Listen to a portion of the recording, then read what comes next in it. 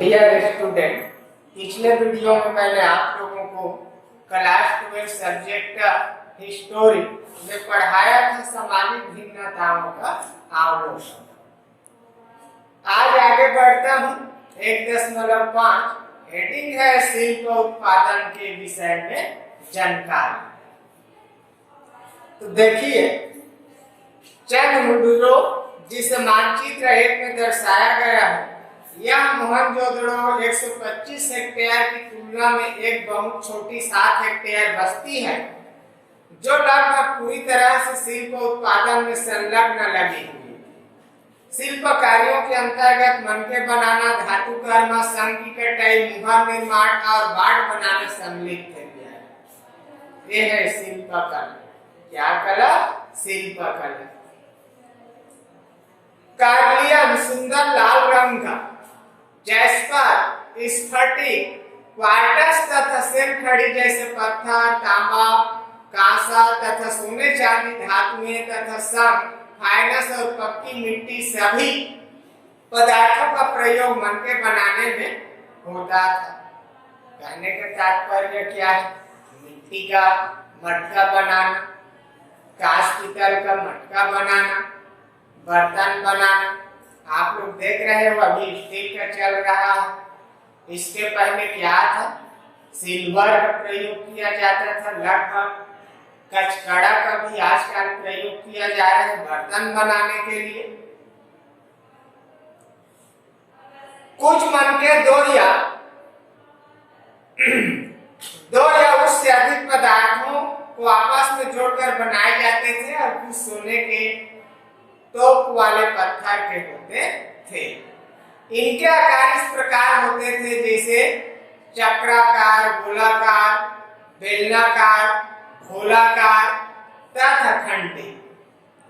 कुछ मनकों को चित्रकारी अथवा उत्कीर्ण के माध्यम से सजाया गया और कुछ पर रेखा चित्र बनाया गया था। मनके बनाने की तकनीकों में प्रयुक्त पदार्थ के अनुसार भिन्नताएं थी। सिरखड़ी पत्थर बहुत मुलायम होता था, जिस पर काम आसानी से किया जा सकता था।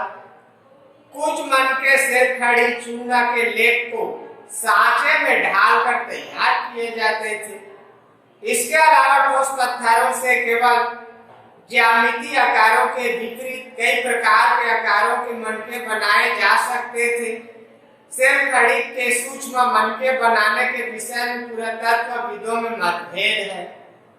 कुछ विद्वान अलग बोलते हैं। कहने का तात्पर्य क्या है? 10 प्रकार के विद्वान हैं और 10 प्रकार का सोच। कोई अलग अर्थ बतलाता है तो दूसरा उससे अलग बतलाता है। हम सब जानते हैं। पुरातत्वविदों द्वारा किए गए प्रयोगों ने यह दर्शाया है कि कार्लियन का लाल रंग, पीले रंग के कच्चे माल और उत्पादन के विभिन्न चरणों में मनकों को आग में पकाकर प्राप्त किया जाता था। पत्थर के टुकड़ों को पहले कई आकारों में तोड़ा जाता था, फिर बारीकी से तराश कर इन्हें अंतिम रूप दिया जाता था। पालिश, घिसाई और छेद करने के साथ यह प्रक्रिया समाप्त अथवा पूरी होती थी। लोथल, चंदुड़ो और धवलावीरा से छेद करने के विशेष उपकरण औजार मिले हैं। धवलावीरा क्या है प्यारे? स्थान है धवलावीरा तथा लोथल। कहाँ है? गुजरात में। आगे देखिए, नागेश्वर तथा बालाकोट ये दोनों बस्तियां समुद्र तट के समीप स्थित हैं।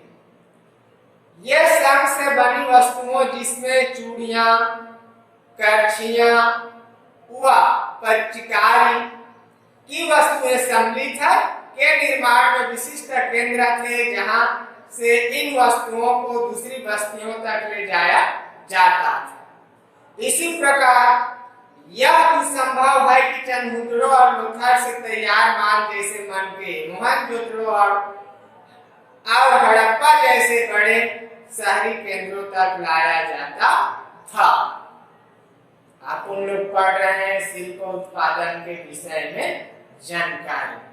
तो उस समय किस प्रकार से शिल्प कला विकसित था, कैसे लोग किन किन धातुओं से निर्माण कार्य करते थे, चाहे वो औजार बनाने का हो या बर्तन बनाने का हो या मुहर बनाने का हो, यही है शिल्प उत्पादन।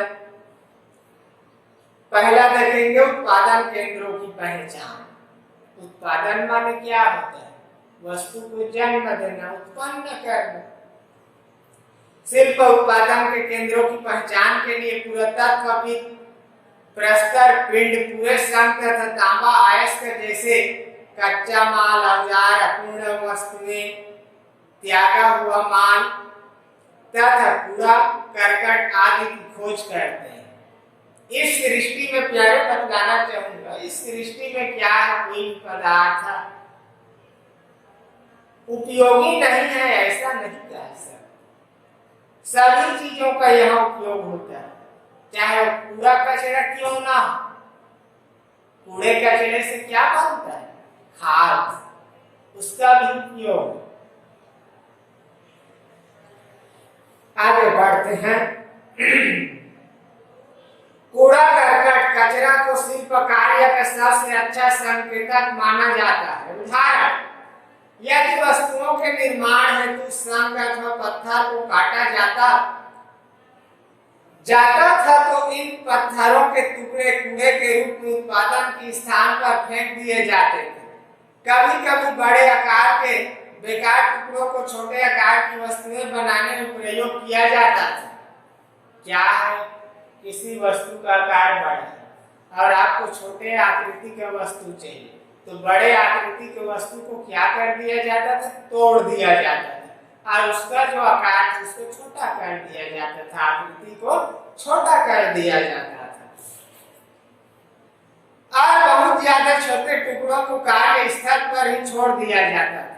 और जो अनुपयोगी होता था, कहने का मतलब पूरे नन्हे मुन्ने, छोटा छोटा, तो उसको कार्य स्थल पर ही छोड़ दिया जाता था।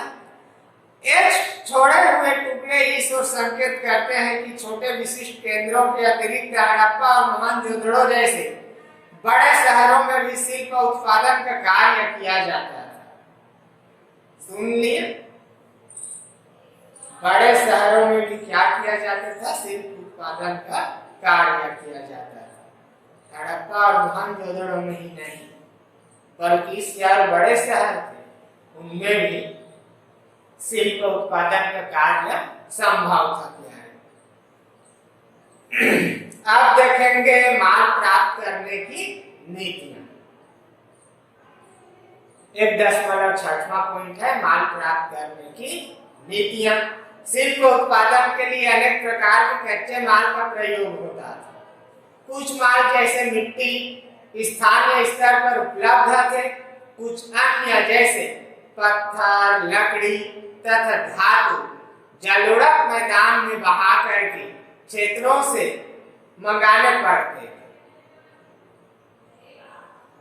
मिट्टी से बने बैलगाड़ियों के खिलौनों के प्रतिरूप संकेत करते हैं कि यह सामान वस्तुओं और लोगों के लिए स्थल मार्गों द्वारा परिवहन का एक महत्वपूर्ण साधन था। सिंधु तथा इसकी उप नदियों के बाजू में बने नदी मार्गों और साथ ही तटीय मार्गों का प्रयोग किया जाता था। कहने का तात्पर्य क्या है? इतिहास अर्थात जड़े मुद्दे उखाड़ना ज्ञान। तो क्या है? मिट्टी के बैल भैंस बनाया जाता है, खिलौना जिसे आजकल के लोग समझते हैं। और उस टाइम में क्या है, मिट्टी के बैल भैंस का निर्माण तो किया गया था, साथ ही साथ बैलगाड़ी, बैला और गाड़ी दोनों का निर्माण किया गया था मिट्टी का। तो इनके माध्यम से उस समय के कला शिल्प के बारे में जानकारी मिल रहा है। पहला उपमहाद्वीप तथा उसके आगे से आने वाला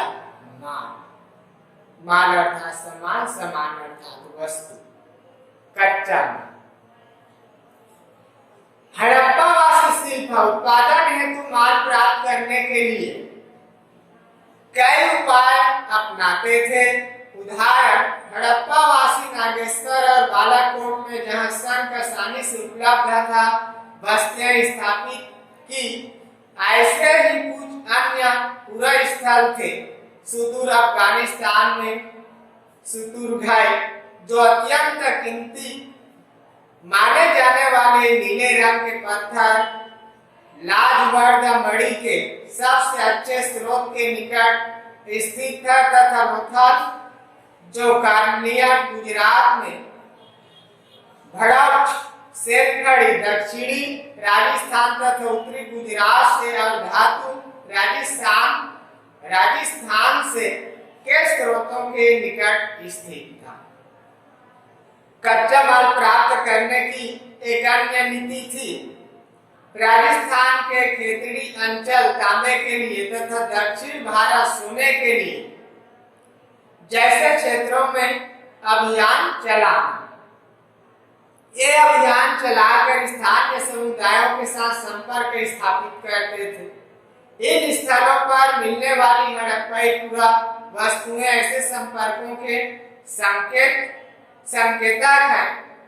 खेतड़ी क्षेत्र में मिले साक्ष्यों को पुरातत्वविदों ने गणेश्वर जोधपुर संस्कृति का नाम दिया। इस संस्कृति के मृदभांड हड़प्पाई संस्कृति के मृदभांडों से अलग थे, तथा यहाँ तांबे की वस्तुओं की असाधारण संपदा भी मिली थी। इस कारण ऐसा माना जाता है कि इस क्षेत्र के निवासी हड़प्पा सभ्यता के लोगों को तांबा भेजते थे। आज देख लो, तांबा की वस्तु कम रूप से मिल रहा है, लुप्त होते जा रहा है ऐसा लग रहा है। किंतु क्या है, जो इलेक्ट्रीशियन तार वगैरह है उसमें तांबे का अधिक भरसक प्रयोग किया जा रहा है। तांबे का तार निर्माण किया जा रहा है, वो भी एक कला है प्यारे। यहाँ जिक्र तो नहीं है, किंतु तांबे धातु का जिक्र अवश्य है, तार का जिक्र नहीं है। दूसरा बिंदु है इसमें सुदूर क्षेत्रों से संपर्क। अब क्या है, एक स्थान से दूसरे स्थान संपर्क बनाकर रखेंगे तब तो कच्चा वस्तु की प्राप्ति होगा। निर्माण करने के पश्चात पक्के वस्तु को वहां भेजा जा सकेगा। इसलिए क्या है, संपर्क आपस में संबंध बनाना या एक दूसरे से जुड़े रहना ही संपर्क है। पुरातात्विक खोजों से ज्ञात होता है कि तांबा संभवतः प्राय द्वीप के दक्षिण पश्चिमी छोर पर स्थित ओमान से भी लाया जाता था। इनके रासायनिक परीक्षण अथवा विश्लेषण से ज्ञात हुआ है कि ओमानी तांबे तथा हड़प्पाई पूरा वस्तुओं में निकल के अंश भी मिले हैं, जो दोनों के साझा उद्भव को संकेत करते हैं। इसके अलावा एक विशिष्ट प्रकार का पात्र अर्थात एक बड़ा हड़प्पाई मर्तबान, जिसके ऊपर काली मिट्टी की एक मोटी परत चढ़ाई गई थी, ओमानी स्थलों से मिला। ऐसी मोटी परतें तरल पदार्थों के रिसाव को रोकते हैं। यह भी संभव है कि हड़प्पा सभ्यता के लोग इन पात्रों में रखे सामान का ओमानी तांबे से विनिमय करते थे। तीसरी सहस्त्राब्दी ईसा पूर्व में मेसोपोटामिया के लेखों में मकअन, जो संभवतः ओमान के लिए प्रयुक्त नाम था, नामक क्षेत्र से तांबे के आगमन के संदर्भ मिलते हैं। मेसोपोटामिया के स्थलों से मिले तांबे में भी निकाल के अंश मिले हैं। लंबी दूरी के संपर्कों की ओर संकेत करने वाली अन्य पुरातात्विक खोजों में हड़प्पाई लुहरे, बाट, मनके तथा पासिंग शामिल है। मेसोपोटामिया के लेख दिल मून संभवतः बहरीन द्वीप, मगान तथा मेनुहा संभवतः हड़प्पाई क्षेत्रों के लिए प्रयुक्त शब्द नामक क्षेत्रों के संपर्क में जानकारी मिलती है। यह यह लेख मेलुहा से प्राप्त निम्नलिखित उत्पादों का उल्लेख करते हैं: कार्नियन, लाजरवत, मणि, सोना, तांबा तथा विविध प्रकार की लकड़ियां। मेलुहा के विषय में एक मेसोपोटामियाई मिथक यह बताता है तुम्हारा पक्षी हाजा पक्षी। उसकी आवाज राजप्रसाद में सुनाई दी। कई पुरातत्वविद हाजा पक्षी को मोर मानते थे। ऐसा भी संभव है कि ओमान, मेसोपोटामिया तथा बहरीन से संपर्क समुद्री मार्ग से था। मेसोपोटामिया के लेख मेलुहा को नाविकों का देश कहते हैं। इसके अतिरिक्त मोहरों पर जहाजों और नावों के चित्रांकन भी मिले हैं। फिर दूसरे दिन पढ़ाऊंगा आप लोगों को 1.7 मुहरे, लिपि तथा बाट। वास्तव में मुहर क्या है इसके बारे में बतलाऊंगा।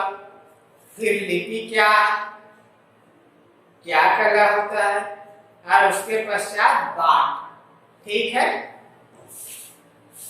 तो इस इकाई से आप लोग प्रश्न करते जाइए। फिर टेस्ट होगा लेसन, अध्याय समाप्ति के बाद, लेसन समाप्ति के बाद क्या होगा, टेस्ट होगा। ओके।